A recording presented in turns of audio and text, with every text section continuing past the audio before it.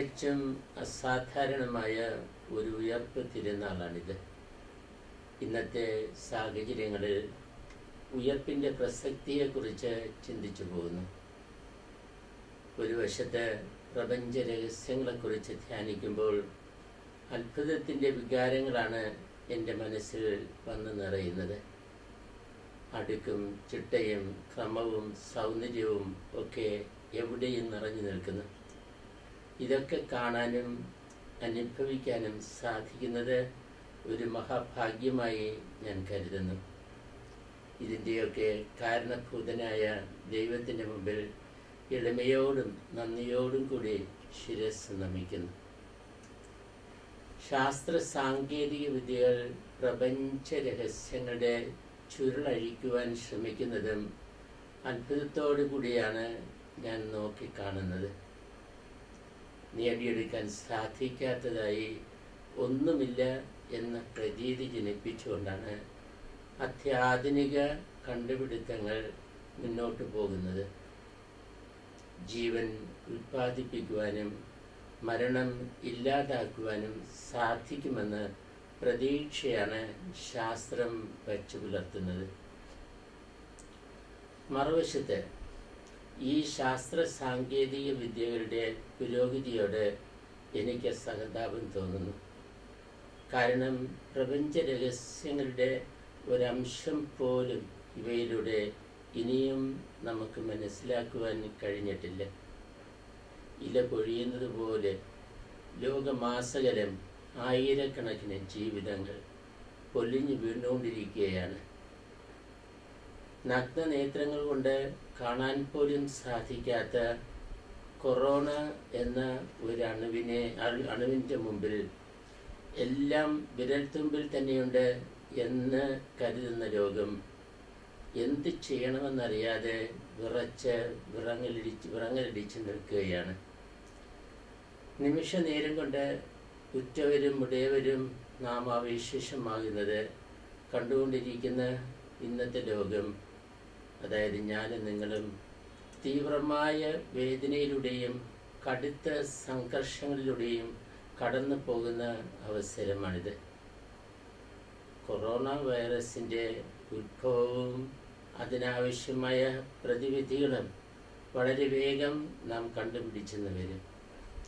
എന്നാൽ ഇന്ന് ലോകം അനുഭവിക്കുന്ന തീവ്രമായ വേദനയുടെയും സംഘർഷങ്ങളുടെയും യഥാർത്ഥ കാരണം നമ്മുടെ ചെറിയ മനുഷ്യബുദ്ധി കൊണ്ട് കണ്ടുപിടിക്കാൻ സാധിച്ചെന്ന് വരില്ല. പ്രപഞ്ചത്തിൻ്റെ നന്മയ്ക്കായിട്ടുള്ള ദൈവിക പദ്ധതിയോടൊപ്പം പ്രകൃതിയെ സമീപിക്കുന്നതിൽ നമ്മുടെ ഭാഗത്തു നിന്നുണ്ടായ താളപ്പിഴകളും ഇതിന് കാരണമായേക്കാം. ഇന്നത്തെ സാഹചര്യങ്ങളെ പ്രതീക്ഷയോടുകൂടിയാണ് ഞാൻ നോക്കിക്കാണുന്നത്. പ്രപഞ്ച സൃഷ്ടാവായ ദൈവത്തിൻ്റെ കരങ്ങൾ കുറുകിപ്പോയെന്ന്, ദൈവം നമ്മെ ഉപേക്ഷിച്ചുവെന്ന് ഞാൻ കരുതുന്നില്ല. തന്നിൽ വിശ്വസിക്കുന്ന ഏവനും നശിച്ചു പോകാതെ നിത്യജീവൻ പ്രാപിക്കുന്നതിന് വേണ്ടി തൻ്റെ ഏകജാതിനെ നൽകുവാൻ തക്കവിധം അത്രമാത്രം ലോകത്തെ സ്നേഹിക്കുന്നവനാണ് എൻ്റെ സങ്കല്പത്തിലുള്ള ദൈവം. യേശുവാകട്ടെ സ്വന്തം മരണത്തിലൂടെ നമ്മുടെ പാകപ്പിഴകളേക്കെല്ലാം പരിഹാരം ചെയ്തതിന് ശേഷം ഉയർത്തെഴുന്നേറ്റവനാണ്.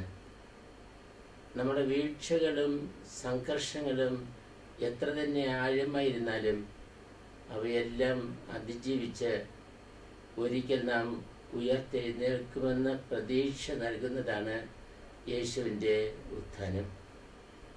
പ്രതീക്ഷയുടെ മഹോത്സവമാണല്ലോ യേശുവിൻ്റെ ഉത്ഥാന തിരുനാൾ.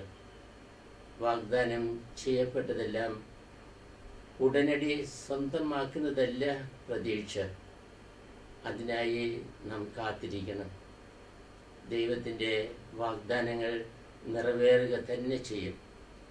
പ്രവാചകന്മാർ വഴി ദൈവം നമുക്ക് നൽകുന്ന വാഗ്ദാനം ഇതാണ്: നിങ്ങളെക്കുറിച്ചുള്ള പദ്ധതി എൻ്റെ മനസ്സിലുണ്ട്, നിങ്ങളുടെ നാശത്തിനല്ല, ക്ഷേമത്തിനുള്ള പദ്ധതിയാണത്. നിങ്ങൾക്ക് ശുഭമായ ഭാവിയും പ്രത്യാശയും നൽകുന്ന പദ്ധതി.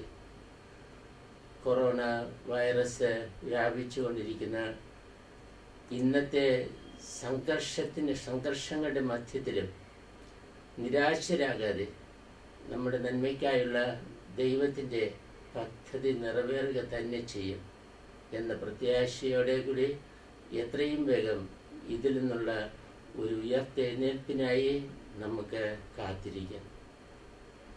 ഉയർപ്പ് തിരുനാളിൻ്റെ എല്ലാവിധ സമാധാനവും സമാശ്വാസവും ഞാൻ നിങ്ങളേവർക്കും സ്നേഹപൂർവ്വം നേരുന്നു.